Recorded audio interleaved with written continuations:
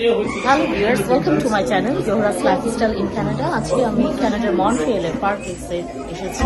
সার্গাম music একাডেমির আয়োজনে আজকে অনুষ্ঠিত হচ্ছে রবীন্দ্র নজরুল জন্মজয়ন্তী উদযাপন। সুপ্রিয় ছাত্রছাত্রী, অভিভাবক এবং আমাদের বন্ধুমহল, সবাইকে আজকের এই সার্গাম মিউজিক একাডেমির আঙিনায় শুভেচ্ছা জানাচ্ছি। আমরা অ্যাকচুয়ালি বিভিন্ন আঙ্গিকের লোকজনকে নিমন্ত্রণ করতে পারি নাই আমাদের স্কুলের জায়গার সংকটে, তাই আমরা উল্লেখ করতে চাই একাডেমির ছাত্র, শিক্ষক, অভিভাবক তাদেরকে নিয়েই আজকে আমরা রবীন্দ্র নজরুল জয়ন্তী উদযাপন করব। আজ আমরা উদযাপন করতে যাচ্ছি আমাদের বাংলা সাহিত্য সংস্কৃতির দুই নক্ষত্র সমবেত কণ্ঠে পরিবেশিত হবে রবীন্দ্র বন্দনা।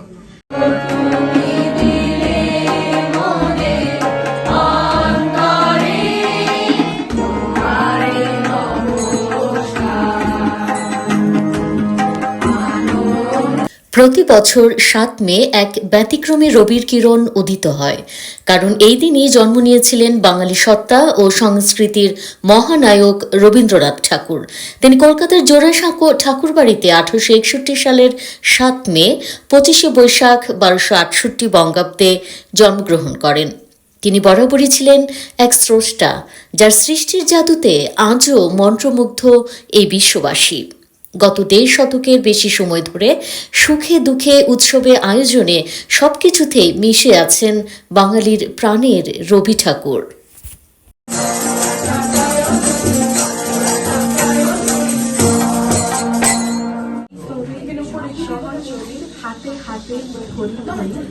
আরেকদিকে প্রেম ও দ্রোহের কবি কাজী নজরুল ইসলাম জন্মগ্রহণ করেন 1899 খ্রিস্টাব্দের 24 মে 11 জ্যৈষ্ঠ 1306 বঙ্গাব্দে ভারতের পশ্চিমবঙ্গের বর্ধমান জেলার আসানসোল মহকুমার চুরুলিয়া গ্রামে এক বাঙালি মুসলমান পরিবারে।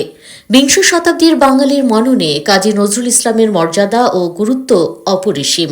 তার কবিতার মূল বিষয়বস্তু ছিল মানুষের উপর মানুষের অত্যাচার এবং সামাজিক অনাচার ও শোষণের বিরুদ্ধে সোচ্চার প্রতিবাদ। তার কবিতা ও গানের জনপ্রিয়তা বাংলাভাষী পাঠকের মধ্যে তুঙ্গস্পর্শী। তিনি বাংলা সাহিত্য, সমাজ ও সংস্কৃতি ক্ষেত্রের অন্যতম শ্রেষ্ঠ ব্যক্তিত্ব হিসেবে উল্লেখযোগ্য। তার মানবিকতা, ঔপনিবেশিক শোষণ ও বঞ্চনার বিরুদ্ধে বিদ্রোহ, ধর্মীয় গোড়ামির বিরুদ্ধতাবোধ এবং নারী পুরুষের সমতার বন্দনা গত প্রায় 100 বছর যাবৎ বাঙালির মানসপীঠ গঠনে ভূমিকা রেখে চলেছে। এই দুই মহিরুহকে স্মরণীয় করে রাখতে দেশের পাশাপাশি প্রবাসীও পালিত হয় রবীন্দ্র নজরুল জন্মজয়ন্তী। কানাডার মন্ট্রিয়েলে সার্গাম মিউজিক একাডেমির উদ্যোগে 9 মে অনুষ্ঠিত হয় রবীন্দ্র নজরুল জন্মজয়ন্তী। একাডেমির শিক্ষক, শিক্ষার্থী ও তাদের অভিভাবকরা অংশ নেন সেই অনুষ্ঠানে।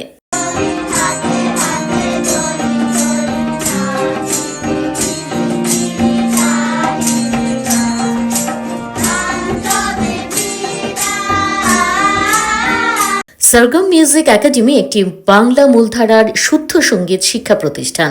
প্রবাসে বাংলা সংস্কৃতিকে টিকিয়ে রাখতে সর্বোচ্চ প্রচেষ্টা অব্যাহত রেখেছেন একাডেমির প্রিন্সিপাল ডরেন মলি গমেজ এবং ডিরেক্টর রণজিৎ মজুমদার। শুদ্ধ সঙ্গীতে জাগে প্রাণ, এই স্লোগানকে সামনে রেখে সার্গাম মিউজিক একাডেমির পথ চলা। মেঘের পরে রোদ হেসে বাদল গেছে টুটি, আজ আমাদের ছুটি ও বাই, আজ আমাদের ছুটি।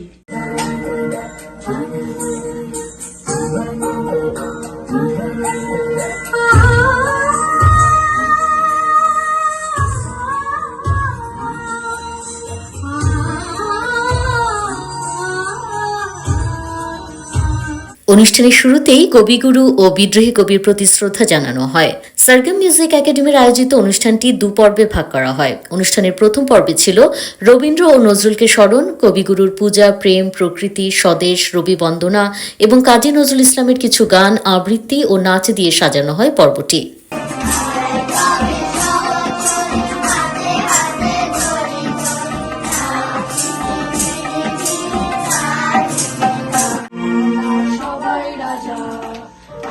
সবাই রাজা, আমাদের এই রাজার রাজত্বে, নইলে মজে রাজার সনে মিলব কি সত্যি, আমরা সবাই রাজা।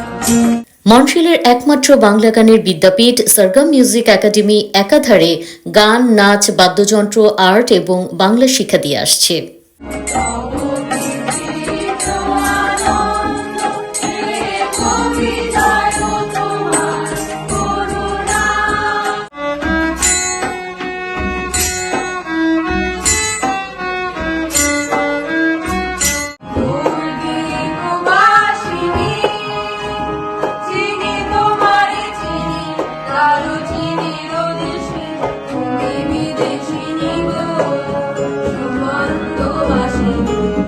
যুগ যুগান্তর হতে মানুষের নিত্য প্রয়োজনে জীবনে মরণে ওরা চিরকাল টানে দাঁড়, ধরে থাকে হাল, ওরা মাঠে মাঠে বীজ বনে।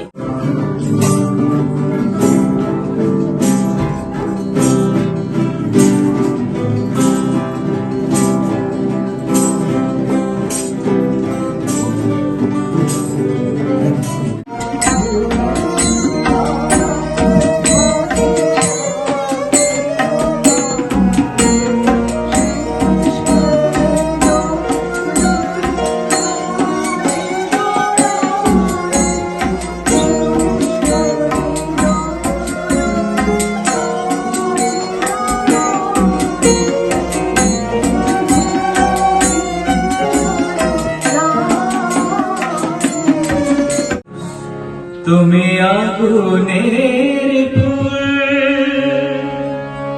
তোমারি গানে ফুল দিয়ে পূজা করি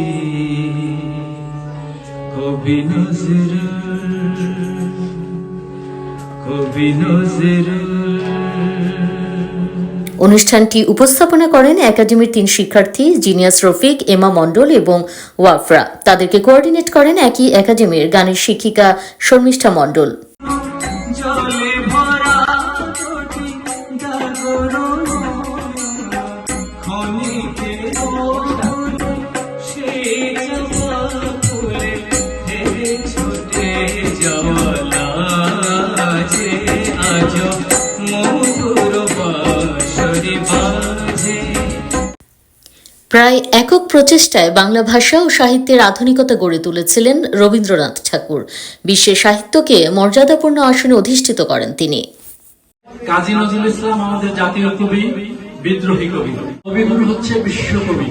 আমরা অত্যন্ত আনন্দিত আমাদের সেই অবিভক্ত ভারতবর্ষে এই 2 মহারত্ন, এই 2 মহাকাণ্ডারী, 2 দিগন্তের 2 কবি নজরুল এবং রবীন্দ্রনাথ আবির্ভূত হয়েছিলেন এবং তাদের চলা বলা, রচনা, সৃষ্টি সবকিছু মিলিয়ে আমরা বাঙালিরা গর্ব করতে পারি যে আমাদের 2 নক্ষত্র আছে, একজন নজরুল, একজন রবীন্দ্রনাথ। কবিগুরু রবীন্দ্রনাথ ঠাকুর কোনো পরিচয়ের অপেক্ষা রাখেন না।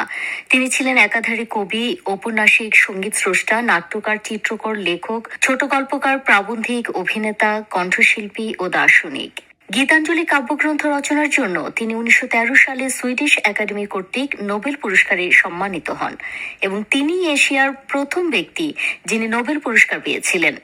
বিখ্যাত বিশ্বভারতী বিশ্ববিদ্যালয়ে তিনি স্থাপন করেছিলেন। এই বিশ্বে রবীন্দ্রনাথ ঠাকুরই একমাত্র লেখক যার লেখা 2টি রচনা ভারত ও বাংলাদেশ সরকার জাতীয় সঙ্গীত হিসেবে বেছে নিয়েছে।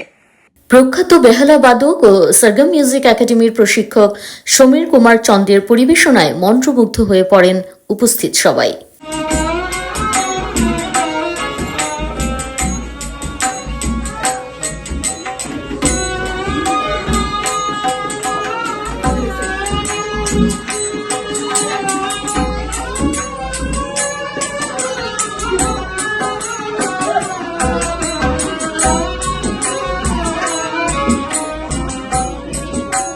অনুষ্ঠানের দ্বিতীয় পর্বে 10 মে বিশ্ব মা দিবস উপলক্ষে একাডেমির সব শিক্ষার্থীর মা, সমাজে কোনো না কোনোভাবে ইতিবাচক ভূমিকা রাখা নারীদেরও গোলাপ ফুল দিয়ে ও কেক কেটে শুভেচ্ছা জানানো হয়।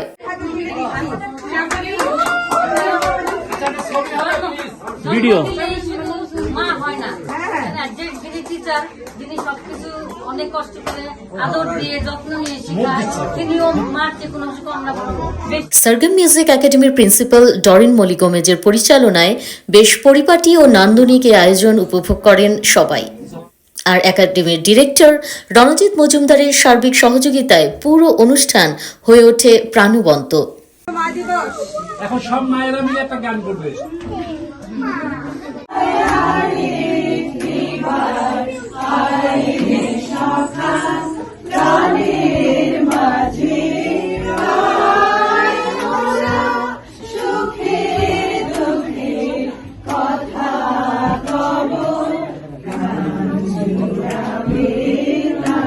দর্শক, একটি জাতির আসল পরিচয় তার সংস্কৃতি।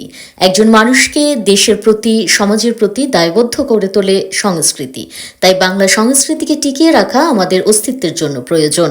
আর বলতে গেলে সে কাজটি করে যাচ্ছে সারগাম মিউজিক একাডেমি।